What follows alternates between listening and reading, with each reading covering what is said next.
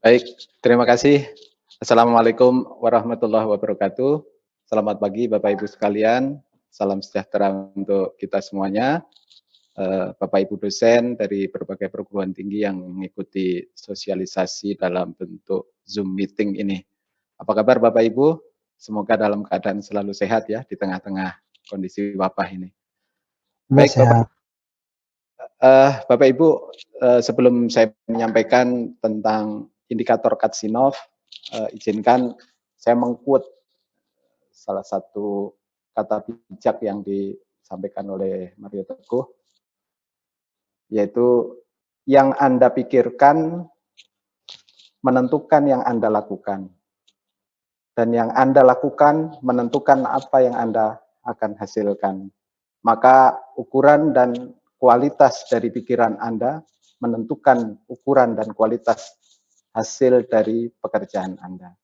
Mungkin itu satu kata bijak yang bisa kita pegang agar apa yang kita hasilkan dalam kegiatan berinovasi selalu menjadi lebih baik dan bermanfaat. Baik Bapak Ibu, saya izinkan untuk share paparan.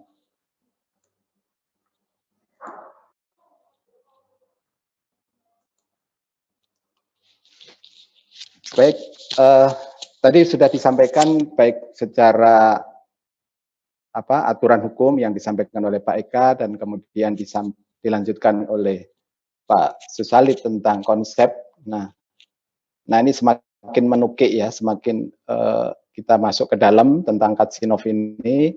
Bagi yang baru pertama kali berkenalan dengan Katsinov, barangkali yang kebayang di awal tadi segitu banyaknya indikator, apakah kita mampu untuk memahami semua. Nah, maka upaya tadi digiring dari sisi konsep yang disampaikan oleh Pak Susalid. Berikut saya akan sampaikan bagaimana kita memahami indikator yang dimulai dari aspek-aspeknya dulu. Jadi indikator di dalam setiap aspek Katsinov.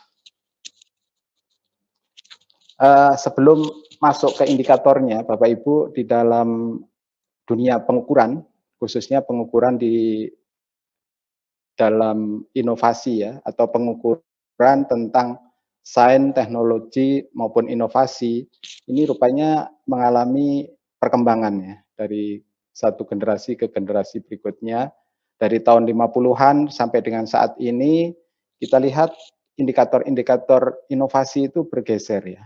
Kalau kita tahu di tahun 50-an, indikator inovasi itu didominasi aspek-aspek input atau faktor input ya. Di situ ada anggaran riset, jumlah personil, jumlah modal atau belanja modalnya. Nah, kemudian bergeser tahun 70-an. Itu indikatornya sudah lebih melengkapi dari input tadi, yaitu yang output. Jadi ini juga masih kita kenal sampai saat ini ya Bapak Ibu ya. Jadi indikator output ini antara lain paten, publikasi ilmiah, produk, bahkan juga masuk ke dalam indikator output ini. Nah, kemudian berkembang di generasi ketiga, di mana generasi ketiga ini indikator inovasi diukur dari yang sifatnya survei atau indeks ya. Ya kita kenal sampai saat ini pun masih keluar seperti yang dikeluarkan oleh WEF atau indeks inovasi dunia. Jadi intinya adalah pemeringkatan. Ini juga merupakan ukuran-ukuran inovasi yang dimulai tahun 90-an sampai dengan sekarang masih digunakan. Nah, salah satu indikator yang saat ini yang tentu ini juga masih berkembang, ini dianggap sebagai generasi keempat dari metrik inovasi, yaitu indikator proses. Yaitu indikator proses ini berbagai hal yang terkait dengan misalkan knowledge, hal-hal yang sifatnya tidak tidak bisa disentuh atau intangible, jaringan dan seterusnya. Jadi banyak hal yang terkait dengan indikator saat ini terkait inovasi itu sudah lebih berkembang lagi ya. Jadi ciri-cirinya itu misalkan kalau inovasi saat ini itu tidak bisa lagi sendiri. Maka di situ ada indikator network. Jadi indikator network itu salah satu kunci dari keberhasilan inovasi saat ini hampir tidak ada yang mampu berinovasi dengan kerja sendiri, tapi dia harus melakukan networking, kerjasama dan sebagainya dengan berbagai pihak, baik di dunia risetnya maupun di manufaktur dan seterusnya, bahkan pemasaran. Nah, dari matrik inovasi yang sudah kita pahami tersebut, jadi ada keuntungan karena implikasi dari matrik inovasi yang kita gunakan adalah indikator proses, maka kita mampu nantinya ya dengan indikator yang kita akan ukur nanti di Katsinov itu, kita mampu menjawab kebutuhan manajerial dalam proses inovasi. Jadi kebutuhan manajerial ini adalah kebutuhan apa yang harus kita lakukan untuk inovasi kita lebih maju lagi atau lebih matang lagi, untuk lebih siap lagi diimplementasi atau dikomersialisasi. Nah, kemudian indikator Katsinov yang kita gunakan ini adalah sebuah progres atau pencapaian dari sebuah proses inovasi yang sedang kita lakukan atau sedang dijalani oleh tim riset atau tim yang akan nantinya berujung kepada inovasi. Barangkali kalau masih tim riset juga nggak apa-apa, karena riset pun bagian dari tahapan menuju ke inovasi. Asal tadi yang disampaikan oleh Pak Susalit itu juga menjadi perhatian, bahwa riset yang dilakukan itu sudah berorientasi kepada customer atau calon customer yang dituju nantinya. Nah, kemudian aktivitas kunci di dalam kolom isian Katsinov, nah ini sudah mengalami perkembangan Bapak Ibu. Kalau sebelumnya BIMTEK atau sosialisasi seperti ini kita masih menggunakan pengisian Katsinov melalui Excel ya, Microsoft Excel. Jadi masih kelihatan itu banyaknya variabel atau indikator yang harus kita isi. Tapi dengan alhamdulillah dengan sudah di launchingnya untuk Katsinov online ini jauh lebih bermudah. Nah, intinya nanti dalam penilaian Katsinov itu yang kita nilai adalah progresnya. Jadi progres capaian dari apa yang sudah kita lakukan sampai saat ini pada indikator yang ditanyakan atau dinyatakan di situ. Jadi nanti ada capaian progresnya itu mulai dari 0, 1, 2, 3, 4, dan 5. Jadi ada 6 angka ya. 6 level skornya ada 0, yaitu tidak terpenuhi. Jadi keadaan atau pernyataan yang dinyatakan dalam progres yang ditanyakan itu kita tidak memenuhi. Kemudian kalau 1 berarti kita sudah 20% memenuhi. Dan seterusnya, kalau 5 berarti 100% terpenuhi untuk indikator yang ditanyakan. Nah, kemudian sekarang kita masuk ke kerangkanya. Kerangka Katsinov sebenarnya tadi sudah dijelaskan ya oleh pembicara terdahulu. Kerangka Katsinov ini prinsipnya ada 6 level. Kemudian 6 level ini kalau disingkat yang dalam bahasa Inggrisnya itu 6C ya. Konsep, komponen, completion, chasm, competition, dan changeover atau close down. Jadi ada 6 level Katsinov yang 6C itu. Nah, kemudian di sisi kiri atau yang menjadi aspek itu ada 6 aspek kunci namanya. Nah, di dalam 6 aspek kunci ini, yaitu mulai dari teknologi, market, organisasi, partnership atau kemitraan ya, manufaktur, investment, dan risiko, ini merupakan aspek di dalam manajemen inovasi. Jadi sebagaimana yang sudah disampaikan sebelumnya, bahwa indikator-indikator kita nanti itu akan sangat membantu di dalam manajerial inovasi yang sedang kita lakukan. Nah, kemudian dalam kerangka Katsinov ini di dalam hubungan antara aspek dan level itu kita sebut aktivitas kunci ya. Ini tadi sudah disampaikan juga, kami ulang saja. Nah, saya ingin memberi pembatasan ya dalam pembahasan dalam Zoom meeting ini memang karena waktu dan dulunya setting untuk sosialisasi dan BIMTEK Katsinov ini dibutuhkan waktu lumayan panjang. Nah, sekarang ada keterbatasan. Maka Bapak Ibu, nanti indikator yang akan saya bahas, yang akan saya sampaikan, mungkin tidak sedetail masing-masing indikator ya, mengingat banyak sekali. tapi nanti kita akan bahas menurut aspek kuncinya dulu. Jadi per aspek kunci. Jadi teknologi kita bahas dulu, market, kemudian organisasi dan seterusnya. Nah, sementara prakteknya nanti kalau Bapak Ibu mengisi di Kajinov online itu adalah mengukurnya dalam bentuk per level. Jadi per level itu ada campuran mulai dari teknologinya sampai ke risiko.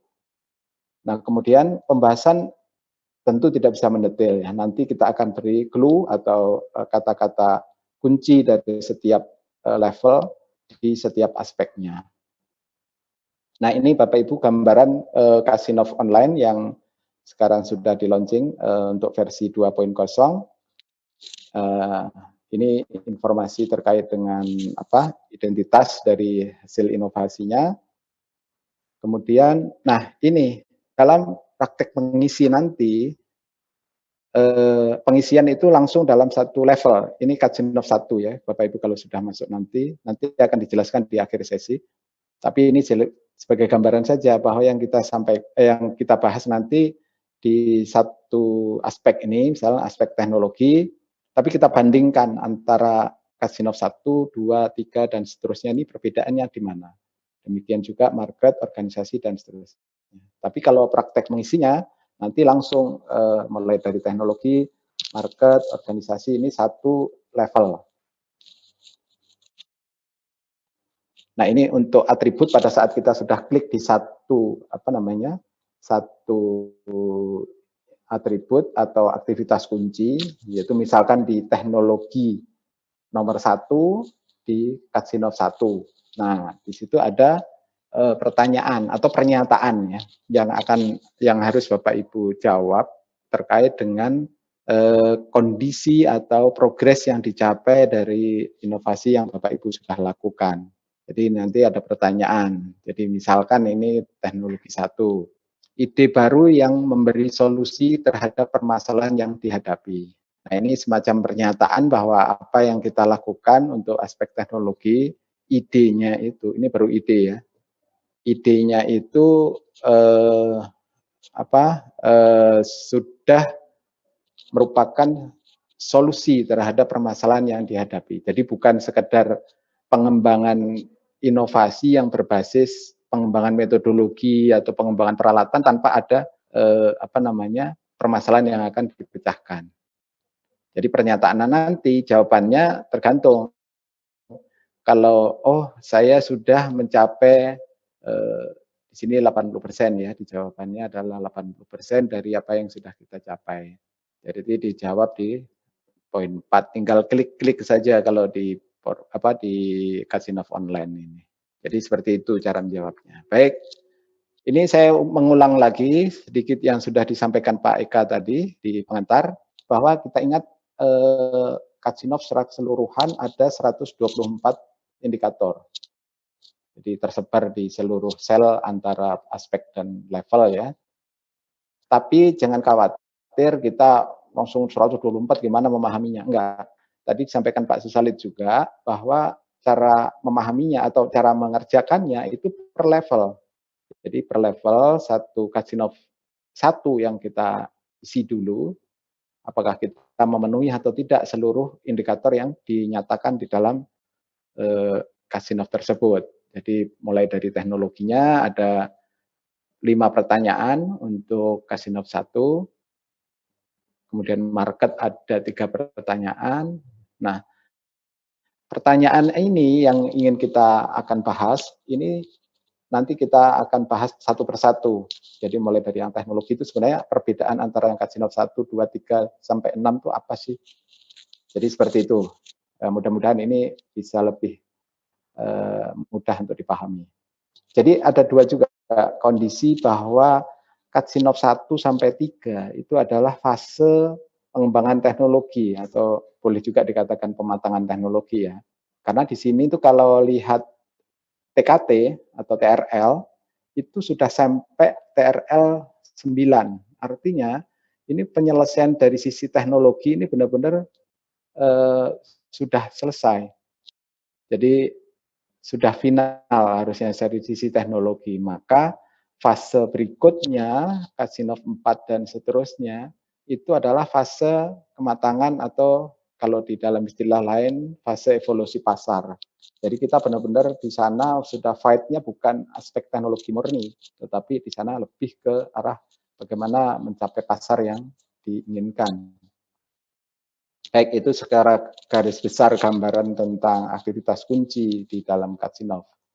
Nah, ini penjelasan masing-masing aspek atau semacam keterangan singkat dari aspek Katsinov ya, mulai dari teknologi sampai dengan risiko atau investasi, maaf. Nah, ini saya jelaskan di masing-masing indikator aspek saja. Baik, kita masuk di aspek teknologi. Di dalam teknologi atau aspek teknologi ini adalah seperti kita ketahui sebenarnya ini bukan aspek yang asing bagi kita ya. Ini bahkan aspek teknologi adalah aspek yang sudah sudah lebih dulu kita oprek-oprek di dalam TKT ya atau TRL ya. Jadi pembahasan mengenai aspek teknologi sebenarnya kalau Bapak Ibu biasa mengisi teknologi readiness level atau TKT tingkat kesiapterapan teknologi, saya pikir tidak asing lagi. Tetapi yang perlu kita tekankan di sini adalah bahwa teknologi ini adalah ada tahapan-tahapannya. Jadi kita mengenal pengembangan teknologi itu ada siklusnya. Jadi ada life cycle dari teknologi itu yang menunjukkan tingkat perkembangan teknologi. Nah, kalau secara kata kunci atau clue-nya, jadi Katsinov 1, Bapak Ibu, kita bisa amati di sini adalah lebih ke arah riset atau penelitian. Jadi ini memang di dalam proses Katsinov ini inovasi yang kita kembangkan basisnya adalah riset. Tentu nanti ada perdebatan atau diskusi bahwa ada inovasi yang nggak diriset dulu, ya boleh-boleh saja. Tapi yang di sini, di dalam Katsinov ini, kita batasi bahwa memang teknologi, inovasi yang dikembangkan adalah berbasis riset. Kemudian Katsinov 1 ini tentu di sana, walaupun itu kalau kita lihat dari TRL, tadi kan padanannya ada 1 sampai 3. Jadi kalau TRL 1 sampai 3 itu sudah masuk ke basic-basic riset yang sudah mempersiapkan diri mengarah kepada prototyping. Nah, indikator-indikator yang ada di dalam Katsinov 1 tentang teknologi ini sudah dimulai dari ide dan menemukan titik-titik unique selling point atau keunggulan dari produk atau calon produk yang kita cita-citakan, walaupun ini masih dalam bentuk ide. Jadi nanti pertanyaan satu persatu ini harus diklarifikasi terhadap produk kita atau proyek inovasi kita. Apakah idenya itu sudah menjawab solusi? Apakah sudah dilakukan pengamatan ilmiah? Jadi artinya kita memiliki landasan yang kuat bahwa teknologi atau inovasi yang kita kembangkan itu punya basic riset yang kuat. Jadi tidak ada istilahnya nanti kegagalan teknis. Nah, kemudian di Katsinov 2, jadi Katsinov 2 lebih ke pengembangan. Jadi di sana sudah mulai karena dimasuk di Katsinov TRL 3 ya, dia masuk prototyping. Jadi dia harus didemonstrasikan di lingkungan yang relevan. Itu kalau secara teknologi kan biasa Bapak Ibu melakukan hal itu. Jadi sudah dites berkali-kali pada lingkungan yang relevan. Atau di sana juga kita sudah menyiapkan tentang HKI atau KI ya, kekayaan intelektual dari hasil inovasi kita. Tapi belum tuntas ya. Nanti dilanjutkan di Katsinov 3. Pertanyaan-pertanyaan tentang di sini lebih mengarah ke sudah engineering dan operation. Jadi clue saja ya, tidak ada pernyataan tentang engineering operation di dalam indikatornya, tetapi ini clue saja bahwa nanti lepas dari Katsinov 3 itu kita harapkan teknologi ini benar-benar sudah siap operasi. Jadi tidak ada kegagalan teknis lagi di dalam teknologinya. Jadi di sini sudah dilakukan uji eksternal, artinya ini berbagai hal ya. Uji eksternal itu artinya kita memperoleh kelayakan secara teknis dan barangkali juga di sini sudah disiapkan sertifikasi dan seterusnya Karena masuk di Katsinov 4, produk itu sudah sampai ke customer. Jadi itu Katsinov 4 tadi sampaikan di sini adalah KESEM, saat pertama kali produk atau inovasi kita bertemu dengan penggunanya. Pengguna ini dalam hal ini tentu pengguna awal ya. Pengguna awal itu barangkali adalah pengguna-pengguna yang visioner biasanya, yang dia mau untuk benar-benar ikut belajar karena dia punya pemikiran juga bahwa produk ini menjanjikan atau memberikan harapan lebih baik ke depan. Nah, di tahap Katsinov 5 untuk urusan teknologi, untuk aspek teknologi ini yang kita kembangkan lebih ke tahap layanan teknologinya agar bisa menjawab tuntutan dari persaingan. Karena di sini sudah kalau teknologi tersebut sudah berkembang, artinya produknya sudah banyak di pasar, ini pasti banyak kompetitor yang akan masuk. Nah, di situ maka yang perlu dipersiapkan dari aspek teknologinya adalah layanan teknologinya tersebut. Misalkan terkait garansi, terkait pemeliharaan, jadi purna jual lah istilahnya. Di sana kita lengkapi. Dari sisi teknologi ini aspek teknologinya. Jadi yang sifatnya lebih ke memuaskan pelanggan dari sisi teknisnya. Nah, sementara yang Katsinov 6 yang terakhir, di mana ini kalau diindikasikan ya, walaupun ini di aspek teknologi, dari aspek marketnya udah kelihatan sales atau penjualan produk tersebut itu mulai turun atau mulai mengindikasikan tidak naik ya, stagnan. Nah, di situ perlu kita lihat bahwa tingkat teknologi dari inovasi kita itu perlu mengalami reinovasi atau kalau memang sudah tidak bisa dianggap tidak bersaing lagi ya kita ganti. Maka di sini ada keputusan untuk mengembangkan teknologi baru. Nah, ini kira-kira terkait dengan aspek teknologi alurnya seperti itu. Jadi kalau kita lihat ini dia mengalami siklus juga ya, mulai dari teknologi development ini membentuk sebuah kurva S.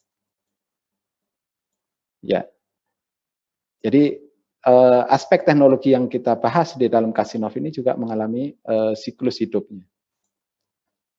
Nah, ini terkait khusus yang di aspek teknologi di Katsinov 3, ini kan antara TKT 7 sampai ke TKT 9. Nah, di sana semua tahap ini sudah harus kita lalui. Jadi mulai tahap pengembangan, tahap pengujian, tahap produksi, walaupun ini produksi awal, dan kemudian tahap masuk pasar. Jadi ini semua di Katsinov 3 sudah harus siap secara teknologi. Nanti tentu di sini ada dikaitkan dengan secara manufaktur, nanti di aspek manufaktur.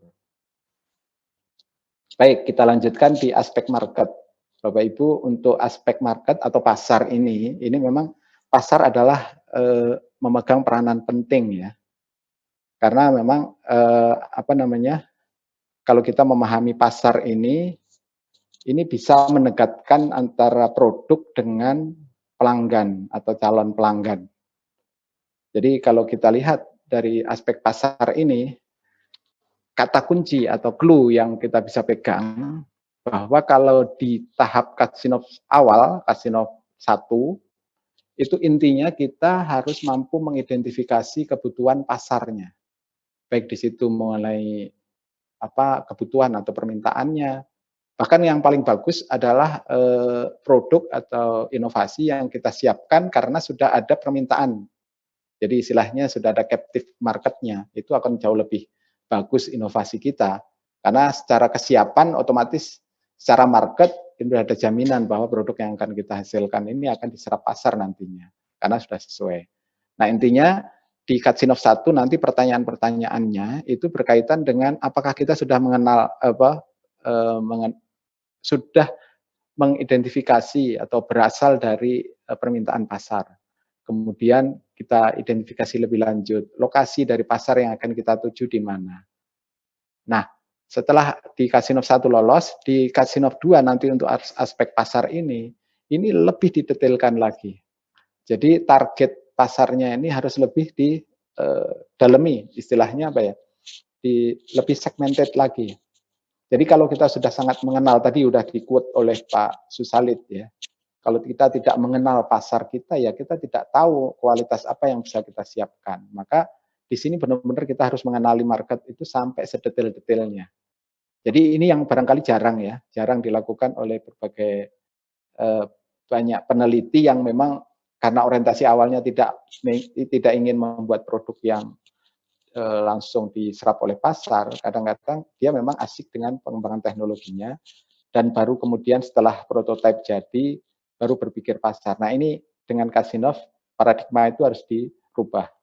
Jadi sejak dari awal, di waktu ide atau konsep, kalau di Casinov kan ada konsep, nanti ada komponen, atau pengembangan komponen pun, itu semua sudah dengan pendalaman terhadap marketnya.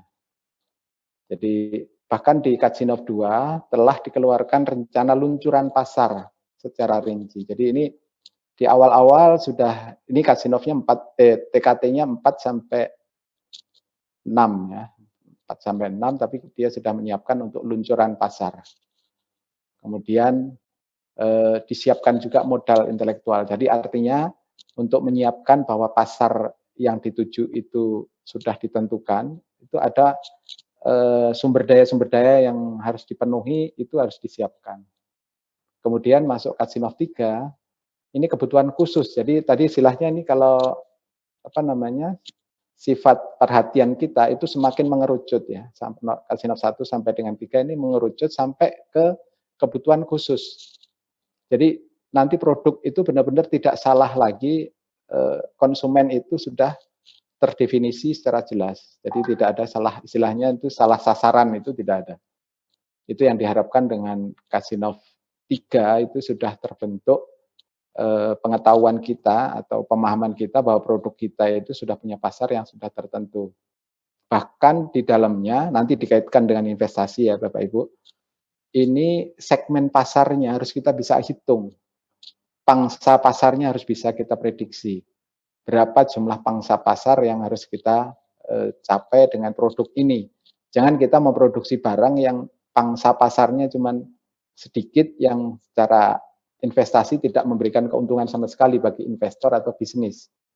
Maka segmen ukuran pasar itu benar-benar harus menjadi perhatian di Casinov 3. Kemudian rencana luncuran produknya sudah benar-benar harus siap, karena di Casinov 4 tahap berikutnya kita sudah masuk CASM. Kalau dari sisi Casinov-nya namanya CASM. Pertama kali dia bertemu dengan pelanggannya. Nah, di sana yang kita lakukan adalah positioning. Kalau di Casinov aspek market ya. Jadi di situ dilakukan positioning pasar. Jadi ini sebenarnya prinsip marketing mix berlaku di semua ini ya. Jadi ilmu Bapak Ibu terkait dengan marketing sebenarnya bisa diterapkan di sini. Di sini hanya menstrukturkan, membagi-bagi dalam level-level supaya kita bisa tahu sekarang sudah level apa dan seterusnya. Tapi sebenarnya hampir secara keseluruhan kita pernah belajar ekonomi, pemasaran barangkali secara umum kita mengenal prinsip-prinsip marketing yang umum gitu. Jadi ini bisa diterapkan juga. Kemudian model bisnis. Jadi Casinov 4, Bapak Ibu, seperti kita ketahui yang tadi dijelaskan oleh pembicara sebelumnya, ada model bisnis yang harus kita siapkan secara baik untuk produk inovasi kita. Untuk inovasi yang kita luncurkan, itu model bisnis harus sudah terdefinisi atau sudah ditetapkan. Jadi nanti model bisnis inilah yang akan menjamin bahwa produk kita sampai kepada market dan kemudian market tersebut merespon dengan menerima dan bahkan permintaannya akan semakin banyak. Itu di Casinov 4. Jadi kemudian di Casinov 5 ini otomatis sebenarnya sudah berada di area industri ya Bapak Ibu, di area persaingan. Jadi kalau kita sekarang ada di teman-teman ini ada di perguruan tinggi, ini wilayah yang seringkali kita kerjakan barangkali bisa terbatasi di sampai Casinov 4, kecuali Bapak Ibu di perguruan tingginya memiliki holding company yang bisa membangun sebuah perusahaan yang bisa menghilirisasi atau mengkomersialisasi produknya sehingga memproduksi dan kemudian memasarkan secara luas. Tapi secara pasar konsepnya di Casinov 5 ini karena mengalami persaingan, kita harus bisa membuat diferensiasi atau pembeda terhadap produk sejenis di pasaran, sehingga kita mampu bertahan secara sustainable. Tapi kalau memang ternyata tidak, jadi artinya dari sisi penjualan sudah mulai penurunan, ya kita harus konfirmasi dulu bahwa memang terjadi salesnya stagnan atau mengalami penurunan. Jadi di situ kita konfirmasi, kalau iya berarti kita harus melakukan riset pasar ulang. Apakah cocok atau produk kita yang udah nggak cocok, atau marketnya yang harus kita switch atau kita ganti dengan segmen yang lain dan sebagainya. Itu untuk aspek market Bapak Ibu. Jadi secara siklus sama dengan yang teknologi, dari siklus produk ya. Jadi ada masa dia investasi atau masih R&D, kemudian ada masa dia mengalami pertumbuhan, kemudian matang dan penurunan. Ini bisa dilihat dari sisi produknya. Nah, kemudian selanjutnya adalah aspek organisasi Bapak Ibu. Nah, ini kalau kita lihat aspek organisasi ini memang biasanya agak sedikit terabaikan di dalam pengembangan inovasi ya. Jadi karena aspek organisasi ini sebenarnya memang sangat penting dalam mengawal pengembangan teknologi dan komersialisasi mengikuti tingkat kematangan teknologinya. Jadi organisasi ini harus mampu mengikuti tingkat kematangan teknologi yang dikembangkan.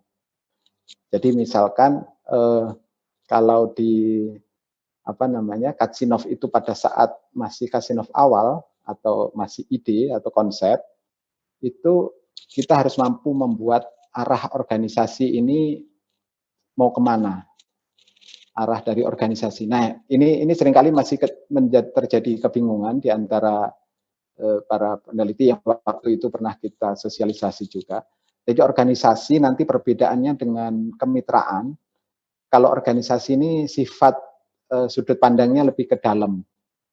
Nah, ke dalam tapi dalam artian juga tidak hanya sekedar si kelompok dari peneliti, karena terus terang kalau di perguruan tinggi barangkali yang ada di kelompok awal organisasinya adalah para peneliti atau dosen atau siapapun pokoknya yang sivitas akademika. Jadi belum ada orang-orang bisnismen di situ ya. Nah, ini yang perlu kita garis bawahi bahwa dari awal pun kita harus menetapkan arah organisasinya ini memang mau mengarah ke sebuah produk inovasi yang akan komersial. Jadi oke lah di tahap awal kita bangun organisasi sifatnya organisasi riset. Jadi kami dapat pelajaran yang bagus dari ITB waktu di awal, misalkan dalam pengembangan teknologi smartphone yang ada di ITB. Itu memang kelompok awal yang terbangun adalah kelompok para rekayasa atau peneliti di bidang itu.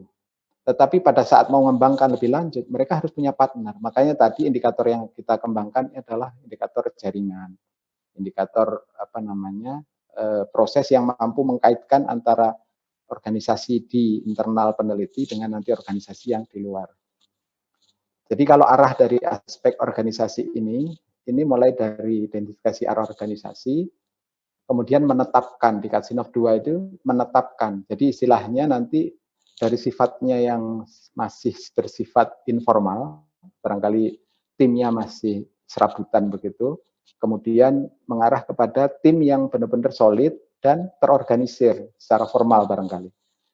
Ini karena ada yang bisa formal benar, ada yang enggak gitu ya. Kalau tergantung, misalnya kalau berkait dengan organisasi perguruan tinggi, di dalam memanage inovasi, barangkali memang organisasi ini menjadi hal yang krusial juga. Kadang ada yang boleh perguruan tinggi membangun sebuah unit organisasi tertentu, ada yang harus berizin dan sebagainya, harus mendapatkan persetujuan. Tapi intinya untuk aspek organisasi kita mulai dari yang sifatnya non formal, kemudian lama-lama atau seiring dengan perkembangan inovasinya harus formal, dan bahkan dalam pengorganisasian dengan pihak-pihak di luar yang inti tadi itu juga harus formal. Jadi ada kontrak-kontrak yang harus kita bangun di sana untuk organisasi itu. Kemudian di Katsinov 4 ini kolaborasi organisasi dengan mitra. Ini berkaitan erat nanti dengan yang kemitraan. Kemudian di tahap Katsinov 5 ini di industri ya Bapak Ibu, sekali lagi ini Katsinov 5-6 ini sebenarnya area yang sudah bisnis area ini, bisnis area. Jadi udah Jadi kalaupun terjadi perubahan organisasi, ini organisasinya organisasi industri memproduksi atau mengembangkan inovasi tersebut.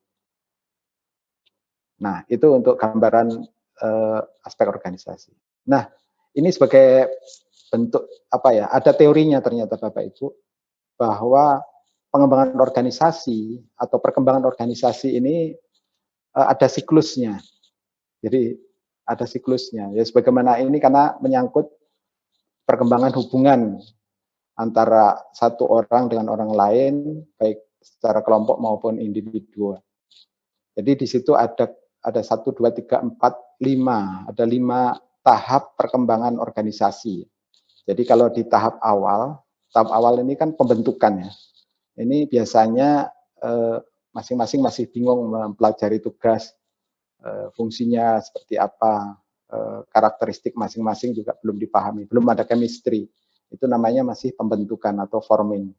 Nah kemudian tahap kedua itu biasanya ini karena belum ada kejelasan, itu timbul storming atau konflik lah ya, kekacauan sedikit di situ. Nah antar anggota organisasi cenderung untuk mempertahankan pendapat masing-masing karena memang belum memperoleh arahan organisasi secara jelas. Maka tadi prinsipnya dari tahap aspek organisasi ini semakin memperjelas organisasi ini dan semakin memformalkan bahkan yang memiliki kekuatan hukum yang baik untuk sesuai dengan kebutuhan pengembangan inovasinya. Kemudian kalau tahap selanjutnya sudah mulai dipahami, terbentuk hubungan yang saling yang kuat, hubungan emosionalnya, komunikasinya, itu artinya terjadi norming ya, artinya mulai sesuai dengan yang diinginkan. Nah kemudian tahap selanjutnya kalau sudah itu terus terjadi, diharapkan dia akan performing. Jadi anggota kelompok ini dapat berfungsi atau bekerja secara penuh. Dan artinya di situ terbangun semangat kebersamaan, ada kreativitas, inisiatif yang selalu muncul karena sudah seia sekata ini dalam satu tim. Nah ini kita harapkan bertahan. Nah kalau untuk proyek-proyek tertentu dia akan mengalami adjourning atau pembubaran. Tetapi kita nggak berharap itu. Kita berharap nanti organisasi ini akan terus sustain dengan high performance ya. Nah selanjutnya adalah yang berkait dengan organisasi adalah aspek kemitraan. Nah, kemitraan ini secara umum terjalin bila mana ada pihak yang merasakan ada kelemahan implementasi dari sebuah pembangunan atau aktivitas yang dia lakukan pada interest tertentu oleh satu pihak. Jadi gini, kalau kita misalkan hanya mampu mengembangkan teknologinya, sementara kita nggak bisa memproduksi, itu kita butuh pihak lain untuk menjadi mitra kita. Nah, prinsipnya seperti itu bahwa intinya ada win-win solution, ada solusi yang diselesaikan oleh pihak lain yang bisa saling mengisi dari apa yang tidak kita miliki. Ini juga sama, kemitraan itu ada siklusnya ya. Jadi sama dengan yang organisasi, kemitraan itu ada siklus hidupnya juga. Jadi mulai dari forming, tapi memang di sini agak ada kefatalannya tidak seperti organisasi, tapi organisasi juga seperti itu juga. Jadi kemitraan mulai dari dibangun, mengalami kepahaman tertentu, kalau tidak dia frustrate atau frustrasi, kemudian bubar. Ini biasa terjadi kemitraan yang tidak mampu membangun kesepakatan yang baik, itu biasanya pecah kongsi istilahnya. Ini banyak dialami oleh Bapak Ibu atau teman-teman di pengembangan teknologi karena terlalu tidak memahami juga dalam pengembangan kemitraan, dalam pengembangan produk inovasinya, seringkali menjalin mitra dengan sekenanya. Nah nanti di dalam aspek kemitraan di Casinov ini akan dipandu bahwa kita harus mampu mengenali calon-calon mitra kita terkait dengan pengembangan teknologi, pengembangan pasar, dan seterusnya. Jadi ini gambaran saja terkait siklus hidup kemitraan juga ada, jadi perlu hati-hati dalam hal ini. Nah ini gambaran indikator-indikator di dalam aspek kemitraan. Jadi mulai dari identifikasi mitra, ya ini sudah saya sebutkan tadi. Jadi di awal, di Casinov awal kita sudah Ini padahal kalau tadi ya, ini masih dalam bentuk ide ya, Bapak Ibu, masih konsep. Kita sudah diminta berpikir ya. Jadi diminta berpikir mengidentifikasi mitra strategis yang bisa nanti kira-kira akan membantu kita karena kita memiliki keterbatasan tadi, memiliki keterbatasan sumber daya dan fokus karena kita kompetensinya terbatas. Kemudian di tahap Kajinov 2, setelah identifikasi kita melakukan seleksi. Meskipun ini juga bisa kita lakukan di tahap-tahap awal juga langsung seleksi, tapi ini di sini distrukturkan, disistematisasikan dalam pengukuran. Paling tidak nanti Kajinov secara teknologi dia sudah mau jadi prototipe, kita sudah punya mitra itu yang kita seleksi berdasarkan kriteria tertentu. Nanti ada di indikator atau di cara penilaiannya ada. Dan di situ juga membangun pola kemitraan yang lebih tepat. Jadi sudah diminta atau dinyatakan apakah kita sudah membangun kemitraan atau belum. Kalau belum berarti nanti nilainya 0 di situ ya. Terus kemudian naik ke Kajinov 3. Jadi hampir sama dengan organisasi, sifat dari kemitraan yang dijalin itu juga harus mulai dari yang sifatnya non formal kita buat jadi formal. Bahkan nantinya harus ada kontrak-kontrak yang sangat jelas terkait dengan pengembangan inovasi atau misalkan dalam pengembangan manufakturnya. Atau bahkan kita di sana bisa bekerja sama di luar dari pengembangan produknya, misalkan dalam pemasaran, apa namanya, kalau di dalam manufaktur nanti kita mengenal ada istilah apa maklon. Maklon artinya kita menggunakan pihak lain yang memiliki kemampuan atau kompetensi di bidang manufacturing yang sementara kita enggak. Nah, itu bisa langsung meningkatkan apa namanya kekuatan dari manufacturing kita, jadi levelnya udah langsung tinggi karena si mitra manufaktur tadi mampu memproduksi dengan standar tertentu. Ini prinsipnya sama dengan organisasi, jadi semakin lama harus diformalisasi, kemudian kerjasama di dalam jejaring, kemudian dioptimalkan pada saat itu di apa namanya di dalam persaingan, kita harus mengoptimalkan kerjasama dalam jejaring. Jadi ini memang yang tadi dipesankan di dalam metrik tentang inovasi di tahap akhir itu, kekuatan pengembangan inovasi adalah di jejaring. Kemudian kalau sudah mengalami tanda-tanda produk yang mulai stagnan, itu mulai dievaluasi kemitraan juga. Baik, untuk selanjutnya kita masuk kedua terakhir, yaitu aspek kunci risiko. Jadi Bapak Ibu ini juga termasuk aspek yang jarang diperhatikan, kecuali beberapa jenis teknologi tertentu ya, teknologi yang biasa memperhatikan aspek risiko ini di bidang fokus kesehatan, bidang fokus IT biasanya banyak sudah memperhatikan hal ini. Tetapi untuk yang teknologi yang sifatnya atau yang lain ya, bidang fokus yang lain itu biasanya jarang. Ini dari pengalaman kemarin sudah melakukan uji coba pengukuran, aspek risiko memang relatif tidak menjadi perhatian di awal. Tapi di Kajinov ini dari awal sudah diingatkan bahwa ada aspek risiko yang harus kita. Pak Yudi, mohon maaf, ya bisa agak dipercepat penjelasannya. Ya, terima kasih Pak. Masih terdengar suara saya? Masih Pak, untuk penjelasan mohon agak dipercepat ya. Pak. Oh. Baik. Ya, ini tinggal risiko dan investasi. Baik, untuk aspek risiko ini prinsipnya adalah kita mulai dari identifikasi risiko, kemudian dalam pengembangan teknologinya kita harus ada kajian risiko. Nanti di dalamnya itu ada pertanyaan-pertanyaan tentang gimana cara mitigasi dari risiko-risiko yang harus kita tanggung atau yang akan kita hadapi. Jadi selain aspek risikonya, kita juga Ini hanya menjelaskan siklusnya ya, Bapak Ibu. Nah, di sini kita di dalam kajian ini selain memperhatikan apa saja risikonya, juga sudah membuat apa saja untuk bila risiko terjadi. Jadi ada semacam mitigasi, langkah-langkah untuk mengatasi risiko yang kemungkinan akan terjadi. Itu kira-kira untuk aspek risiko. Dan oh ya, ini yang masih 3 ya berarti ya. Aspek manufaktur Bapak Ibu. Di aspek manufaktur ini sepenting juga aspek teknologi. Jadi ini melengkapi kalau di dalam TKT barangkali pembahasan aspek manufaktur ada dimasukkan sedikit di dalam TKT, tetapi di sini dikeluarkan karena di dalam ini kita adopsi dari manufacturing readiness level.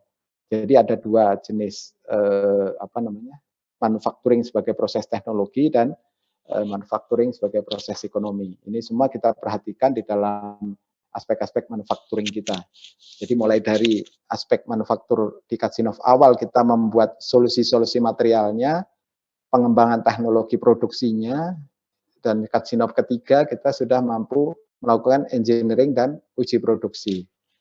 Dan di siang kamu yo tadi putih golok ya halo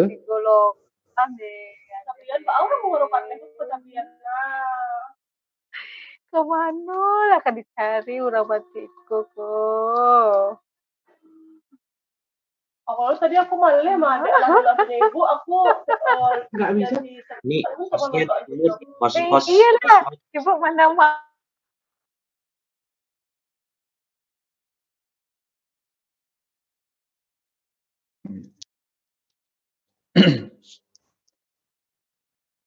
Maaf untuk saya ulangi untuk yang manufaktur ini terdengar ya suara saya ya. Untuk manufaktur prinsipnya yang tadi dimulai dari solusi material itu harus kita siapkan. Ini yang kalau Bapak Ibu yang dari teknologi industri sudah pasti bisa memahami dan nantinya kita berharap di penilai tim penilai itu juga ada yang memahami tentang teknologi produksi sehingga aspek manufaktur ini tidak lepas karena ini yang sangat menentukan nantinya produk itu akan mampu kita lempar ke pasar sampai skala penuh dan bersaing di pasaran. Jadi itu perlu kesiapan secara manufaktur dari tahap awal solusi material sampai ke produksi skala penuh harus kita persiapkan. Kemudian tahap terakhir yaitu tahap aspek investasi. Nah, di dalam tahap investasi ini yang perlu kita perhatikan bahwa setiap tahapan pengembangan inovasi kita itu ada sumber-sumber pembiayaan yang bisa kita manfaatkan. Jadi kita perlu mengenali kalau kita sudah tahu siklus hidup inovasi yang sedang kita lakukan ada di mana, kita bisa mengakses sumber pembiayaan yang sesuai dengan tahap inovasi yang sedang kita lakukan. Misal waktu di awal tentu ini masih sifatnya hibah yang bisa kita akses. Tapi kalau sudah menunjukkan prototipe dan bisa pernah dilempar ke pasar, itu bisa mengakses sumber-sumber pembiayaan venture capital. Kalau sudah masuk produksi massal, itu sudah masuk investasi yang sifatnya bisnis. Jadi aspek-aspek investasi ini selain mengenali sumber-sumber pembiayaan, kita harus mampu membangun konsep model bisnis. Tadi disampaikan oleh Pak Susalit secara lebih mendalam tadi, ada model bisnis yang harus kita bangun, mulai dari modelnya, market value proposition, validasi bisnis, peningkatan keberterimaan di pasar, dan ekspansi kalau itu sudah masuk di persaingan. Saya kira itu untuk semua aspek di dalam Katsinov yang bisa kita pahami. Semoga nanti waktu membahas atau mengisi Katsinov di masing-masing aspek atau di setiap level, semua aspek tersebut berkaitan ya. Jadi mulai teknologi sampai dengan investasi tadi berkaitan satu sama lain dan itu kita nilai berdasarkan progres yang kita capai dari kegiatan inovasi kita. Saya kira itu yang bisa kami sampaikan tentang indikator Katsinov. Terima kasih. Mohon maaf bila masih ada kebingungan karena memang waktunya yang mau mepet. Terima kasih. Assalamualaikum warahmatullahi wabarakatuh.